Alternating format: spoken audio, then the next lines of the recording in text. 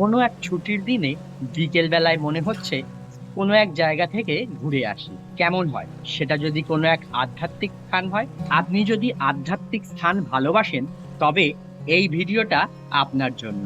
আজকে আমি চলে এসেছি কাঁচরাপাড়া স্টেশনের খুব কাছেই অবস্থিত শ্রী শ্রী রামকৃষ্ণ সেবা সংঘ। নমস্কার, আমি শুভ। আপনারা দেখছেন আমার এবং আপনাদের সকলের channel entertain Bangla. Entertain Bangla চ্যানেলে সকল বন্ধুদের জানাই স্বাগত। বড়দেরকে প্রণাম, ছোটদেরকে অনেক অনেক ভালোবাসা। আশা করি আপনারা সকলে ভালো আছেন এবং সুস্থ আছেন। তো বন্ধুরা, আজকের গন্তব্যস্থল শ্রী শ্রী রামকৃষ্ণ সেবা সংঘে আপনারা এসে কিভাবে পৌঁছবেন, চলুন সেইটা আগে বলে দিই। আজকের গন্তব্যস্থল শ্রী শ্রী রামকৃষ্ণ সেবা সংঘে যাওয়ার জন্য আপনাদের চলে আসতে হবে কাঁচরাপাড়া স্টেশনে। শিয়ালদহ থেকে রানাঘাটগামী যে কোনো লোকাল ট্রেন ধরে আপনারা চলে আসুন প্রথমে কাঁচরাপাড়া স্টেশনে। চলে এসেছি কাঁচরাপাড়া স্টেশনে।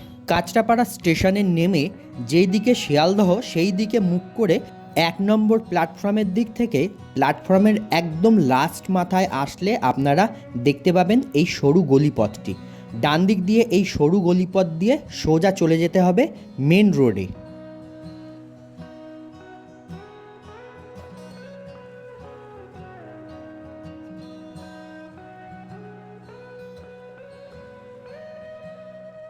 মেন রোডে আসলেই গলির মুখেই দেখতে পাবেন বাঁদিকে এই টোটো স্ট্যান্ড। এইখান থেকে টোটোয় উঠে আপনাদের বলতে হবে শহীদনগর রামকৃষ্ণ আশ্রম যাব। এইখান থেকে টোটোয় করে শহীদনগর রামকৃষ্ণ আশ্রম পর্যন্ত যেতে সময় লাগবে 10 মিনিট, আর ভাড়া হচ্ছে জনপ্রতি 10 টাকা করে। চলে এসেছি আশ্রমের একদম সামনে। এই যে দেখছেন আশ্রমের তোরণ, ওপরে দেখুন লেখা রয়েছে বীজপুর শ্রী শ্রী রামকৃষ্ণ সেবা সংঘ, নৃপেন সরকার রোড, শহীদনগর, হালিশহর, কাঁচরাপাড়া। তো চলুন এবারে আশ্রমে প্রবেশ করা যাক। আশ্রমের সামনেই দেখছেন এই যে বড় গেটটি, এটি কোনো অনুষ্ঠানের সময় খোলা হয়। পাশেই দেখতে পাবেন এই ছোট্ট গেটটি, এই গেট দিয়েই আপনাদের আশ্রমে প্রবেশ করতে হবে। নিত্যদিন এই গেট দিয়েই আশ্রমে প্রবেশ করতে হয়। আশ্রমে তো প্রবেশ করলাম, এইদিকে মেঘাচ্ছন্ন আকাশ। আশ্রমে প্রবেশ করতেই শুরু হয়ে গেল ঝমঝমিয়ে বৃষ্টি। এখন শুধু বৃষ্টি কমার অপেক্ষা। দাঁড়িয়ে রইলাম আশ্রমেরই ছোট্ট একটি শেডের তলায়।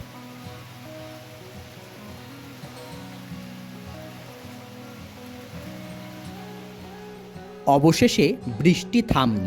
চলুন এইবারে আমরা আশ্রমটি ঘুরে দেখে নিই। সামনেই দেখছেন এইটি হচ্ছে আশ্রমের মূল মন্দির। আশ্রম প্রাঙ্গণ দেখুন বিভিন্ন ছোট বড় গাছপালায় সুন্দর করে সাজানো। আশ্রমের পরিবেশটা কিন্তু খুবই শান্ত, স্নিগ্ধ, নিরিবিলি। আশ্রমের প্রবেশদ্বার দিয়ে প্রবেশ করে কয়েক পা এগিয়ে আসলেই আপনারা বাঁদিকে দেখতে পাবেন এই পাদুকা ঘরটি। এইখানেই আপনাদের চরণ পাদুকা খুলে রেখে তারপরেই আশ্রমে প্রবেশ করতে হবে।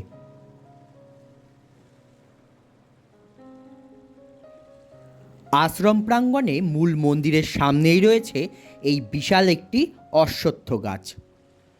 বৃষ্টির জলে স্নান করে আশ্রমের এই প্রকৃতি যেন আরও মোহময় হয়ে উঠেছে। বন্ধুরা, ভিডিওটা দেখে আপনাদের কেমন লাগছে অবশ্যই কমেন্ট করে জানাবেন। আর ভিডিওটা দেখে যদি আপনাদের ভালো লাগে অবশ্যই একটা লাইক করবেন, শেয়ার করবেন, এবং চ্যানেলে যদি নতুন হয়ে থাকেন তবে অনুরোধ রইল চ্যানেলটি সাবস্ক্রাইব করে আমার পাশে থেকে আমায় আশীর্বাদ করবেন। এই হচ্ছে আশ্রমের মূল মন্দির। মন্দিরের সামনেই দেখুন লেখা রয়েছে শ্রী শ্রী রামকৃষ্ণ সেবা সংঘ। মূল মন্দিরের প্রবেশদ্বারটি এখন বন্ধ রয়েছে। প্রবেশদ্বার খুললেই মন্দিরের মূল গর্ভগৃহে বিরাজমান শ্রী শ্রী ঠাকুর রামকৃষ্ণ পরমহংসদেবকে আমরা দর্শন করব। মন্দিরের প্রবেশদ্বারের ডান দিকে দেখুন এখানে রয়েছে একটি সমাধি মন্দির। এইটি হচ্ছে বিজলি সাধু মহারাজের সমাধি মন্দির। এই বিজলি সাধু মহারাজ কে ছিলেন আমার ঠিক জানা নেই। আপনাদের যদি কারো জানা থাকে অবশ্যই কমেন্ট করে জানাবেন। এই আশ্রমে এসে আপনারা যদি মন্দিরে পুজো দিতে চান তবে সকাল 8টার মধ্যে কিন্তু আপনাদের আসতে হবে। এক স্থানীয় বাসিন্দার কাছ থেকে জানতে পারলাম সকাল 8টা থেকে 10টার মধ্যে কিন্তু এখানে মন্দিরের পুজো সম্পন্ন হয়ে যায়। বন্ধুরা, এই আশ্রমের মন্দির কিন্তু প্রতিদিন সকাল 8টার সময় খোলা থাকে 10টা পর্যন্ত, তারপর বন্ধ হয়ে যায়। আবার খোলা হয় বিকেল 4টের সময়, খোলা থাকে রাত্রি 9টা পর্যন্ত। আপনারা যদি এই আশ্রমে আসেন দর্শনের জন্য, তবে সবচেয়ে ভালো সময় কিন্তু বিকেলবেলায়। বিকেলবেলায় এখানে কিন্তু অনেক ভক্তরাও আসেন। এখানে ঠাকুরের অমৃত কথা পাঠ হয়, নাম সংকীর্তন হয়। সেই সময় আসলে আপনাদের ভালো লাগবে। মন্দিরের মূল প্রবেশদ্বারের ঠিক বাঁ দিকেই দেখুন এখানে একটি ফলকে লেখা রয়েছে মন্দির প্রতিষ্ঠার সালটি। এখানে দেখুন ফলকে লেখা রয়েছে রামকৃষ্ণ মঠ ও রামকৃষ্ণ মিশনের অন্যতম সহাধ্যক্ষ পরম পূজনীয় শ্রীমৎ স্বামী গীতানন্দজি মহারাজ শ্রী রামকৃষ্ণ মন্দিরের দ্বার উদ্ঘাটন করলেন 19শে পৌষ 1414 সাল শুক্রবার, ইংরাজির 4 জানুয়ারি 2008। মূল মন্দিরের সামনে এই যে সমাধি মন্দিরের সামনে দিয়ে দেখুন এদিকে একটি রাস্তা চলে গেছে, আর এই দিকে মূল মন্দিরের ঠিক ডান দিকটায় দেখুন এখানে আরও একটি ছোট্ট মন্দির রয়েছে। এইটি হচ্ছে একটি শিব মন্দির।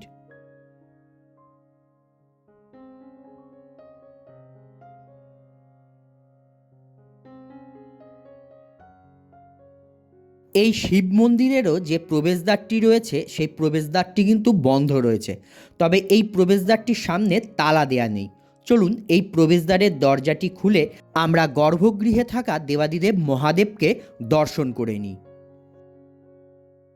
মন্দিরের গর্ভগৃহের ঠিক মাঝখানেই দেখুন রয়েছে কালো পাথরের একটি শিবলিঙ্গ। শিবলিঙ্গের পাশেই রয়েছে নন্দী মহারাজের ছোট্ট একটি পাথরের মূর্তি, আর রয়েছে একটি ত্রিশূল। স্থানীয় বাসিন্দাদের কাছ থেকে জানতে পারলাম এই মন্দিরে কিন্তু নিত্যদিন দেবাদিদেব মহাদেবের আরাধনা তো হয়ই, এছাড়াও শিবরাত্রি, নীলের পুজো, শ্রাবণ মাসের প্রতিটি সোমবারে এখানে দেবাদিদেব মহাদেবের বিশেষ পুজো হয়। সেই বিশেষ তিথিগুলোতে বহু ভক্তরা আসেন এই মন্দিরে শিবলিঙ্গে জল অর্পণ করতে। শিব মন্দিরের সামনে দিয়েই দেখুন এই বাঁধানো রাস্তা চলে গেছে মূল মন্দিরের পেছন দিকে, আর এই দিকেও দেখুন মূল মন্দিরে প্রবেশ করার জন্য আরও 2টি প্রবেশদ্বার রয়েছে।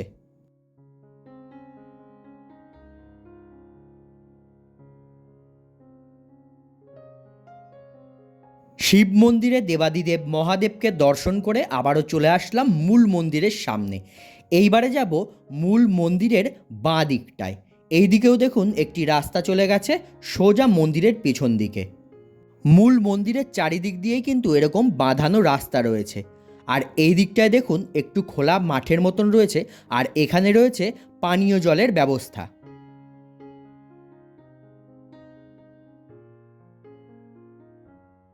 মূল মন্দিরে প্রবেশের জন্য এই দিকেও দেখুন 2টি প্রবেশদ্বার রয়েছে। মূল মন্দিরের 2 পাশে 2টি করে মোট 4টি প্রবেশদ্বার রয়েছে, আর সামনে রয়েছে প্রধান প্রবেশদ্বার। মূল মন্দিরে প্রবেশ করার জন্য মোট 5টি প্রবেশদ্বার রয়েছে। মন্দিরের ঠিক বাঁ দিকেই রয়েছে এই ঘরগুলো।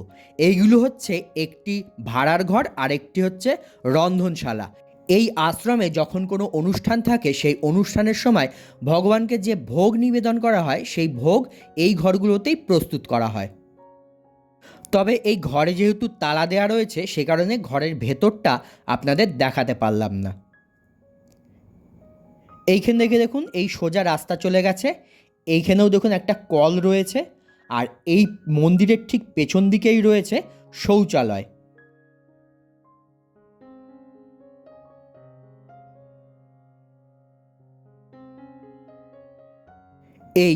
এই হচ্ছে শৌচালয়, আর এই সামনেই দেখুন এইখানে নতুন করে আরও একটি শৌচালয় তৈরি করা হচ্ছে।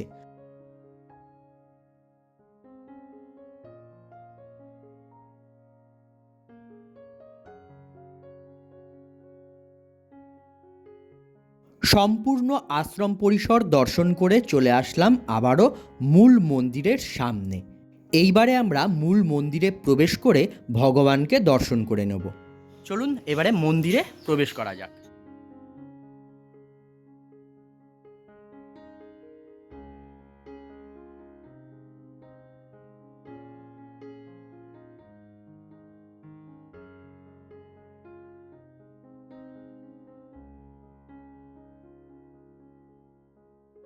মূল মন্দিরের প্রবেশদ্বার দিয়ে প্রবেশ করে গর্ভগৃহের ঠিক সামনেই রয়েছে এই বিশাল বড় নাট মন্দির।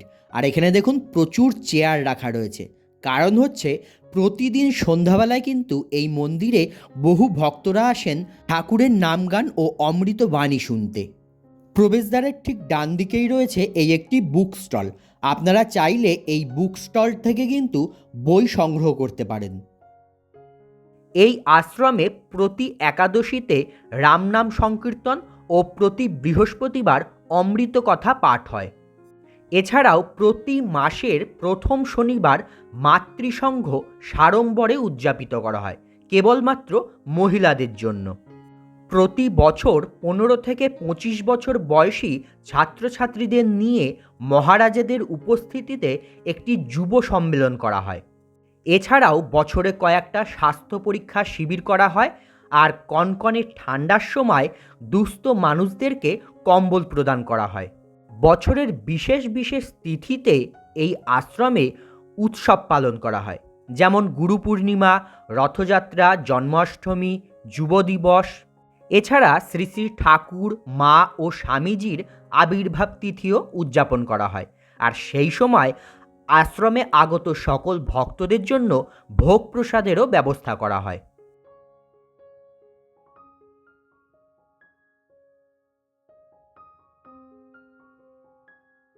গর্ভগৃহে সুসজ্জিত কাঠের সিংহাসনে বিরাজ করছেন ঠাকুর, মা ও স্বামীজি। সিংহাসনের ঠিক মাঝখানেই রয়েছে শ্রী শ্রী ঠাকুর রামকৃষ্ণ পরমহংসদেবের বড় একটি চিত্রপট। সিংহাসনের বাঁ দিকে রয়েছে মা শারদার চিত্রপট, আর ডান দিকে রয়েছে স্বামী বিবেকানন্দের চিত্রপট।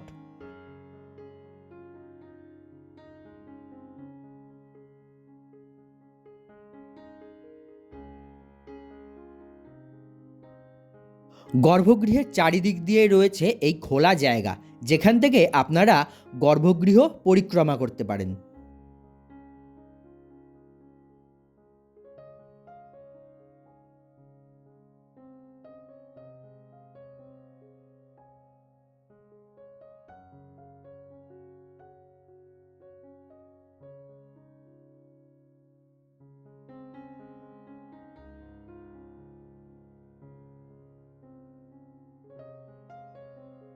গর্ভগৃহের ঠিক পেছন দিকটাই দেখুন, এইখানে রয়েছে ঠাকুরের শয়নকক্ষ।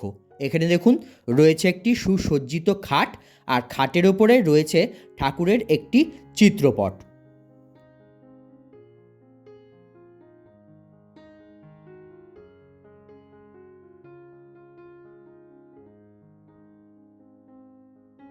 এখানে প্রতিদিন ঠাকুরের সেবা পুজো হয়, তবে এখানে ঠাকুরকে ভোগ নিবেদন করা হয় না।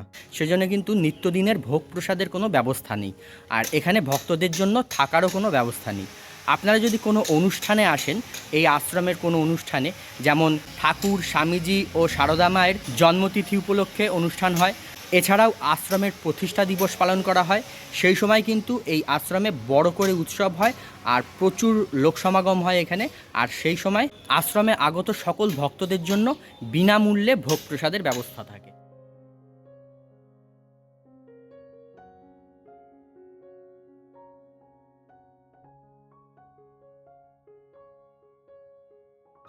তো বন্ধুরা, শ্রী শ্রী রামকৃষ্ণ সেবা সংঘের এই ভিডিওটি আপনাদের কেমন লাগলো অবশ্যই কমেন্ট করে জানাবেন। তো আজকের মতন ভিডিওটা এখানেই শেষ করছি। দেখা হচ্ছে পরবর্তী নতুন কোনো ভিডিওয়। সবাই ভালো থাকবেন, সুস্থ থাকবেন, সাবধানে থাকবেন।